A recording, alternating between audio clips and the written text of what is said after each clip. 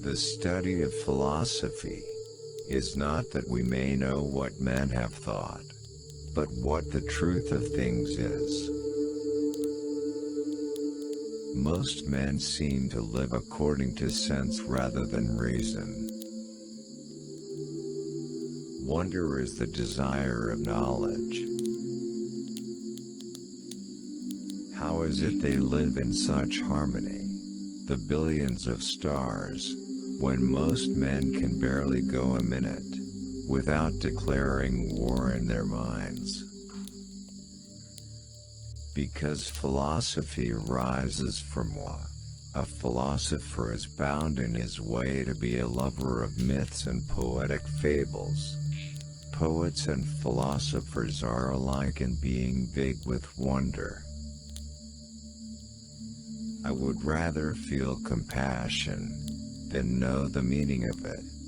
I would hope to act with compassion without thinking of personal gain. For those with faith, no evidence is necessary. For those without it, no evidence will suffice. Rarely affirm, seldom deny, always distinguish. Love follows knowledge. There must be a first mover existing above all, and this we call God. The truth of our faith becomes a matter of ridicule among the infidels if any Catholic, not gifted with the necessary scientific learning, presents as dogma what scientific scrutiny shows to be false. Obedience unites us so closely to God that it in a way transforms us into Him, so that we have no other will but His. If obedience is lacking, even prayer cannot be pleasing to God. Friendship is the source of the greatest pleasures, and without friends, even the most agreeable pursuits become tedious. We can't have full knowledge all at once. We must start by believing, then afterwards we may be led on to master the evidence for ourselves. 3 things are necessary for the salvation of man: to know what he ought to believe, to know what he ought to desire, and to know what he ought to do. The happy man in this life needs friends. God is never angry for his sake, only for ours. It is necessary for the perfection of human society that there should be men who devote their lives to contemplation. It is not theft, properly speaking, to take secretly and use another's property in a case of extreme need, because that which he takes for the support of his life becomes his own property by reason of that need. A song is the exaltation of the mind dwelling on eternal things, bursting forth in the voice. Man has free choice, or otherwise, counsels, exhortations, commands, prohibitions, rewards and punishments would be in vain. Nothing which implies contradiction falls under the omnipotence of God. While injustice is the worst of sins, despair is the most dangerous, because when you are in despair, you care neither about yourself nor about others. Man should not consider his material possessions as his own, but as common to all, so as to share them without hesitation when others are in need. The existence of a prime mover. Nothing can move itself. There must be a first mover. The first mover is called God. The human mind may perceive truth only through thinking, as is clear from Augustine.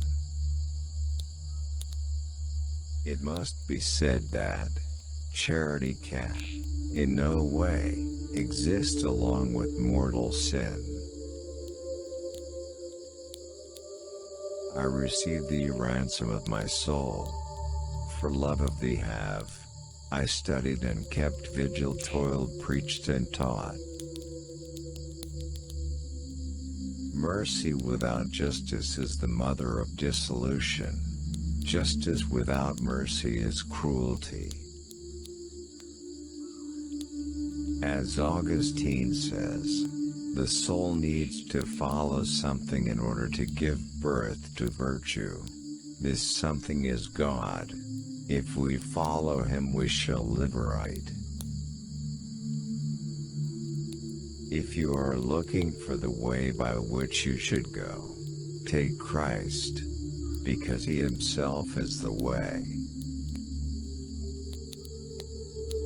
To make peace either in oneself or among others shows a man to be a follower of God. That the saints may enjoy their beatitude and the grace of God more abundantly, they are permitted to see the punishment of the damned in hell. There would not be a perfect likeness of God in the universe if all things were of one grade of being. The blessed in the kingdom of heaven will see the punishments of the damned, in order that their bliss be more delightful for them. It is better to illuminate than merely to shine. By nature all men are equal in liberty, but not in other endowments. Justice without mercy is cruelty. Mercy without justice is dissolution.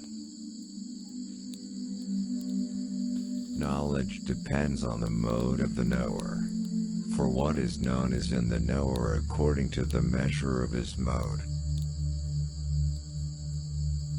Friendship makes you feel as one with your friend. Temperance is simply a disposition of the mind which set bounds to the passions. The truth can be perceived only through thinking. Nothing can be known, save what is true.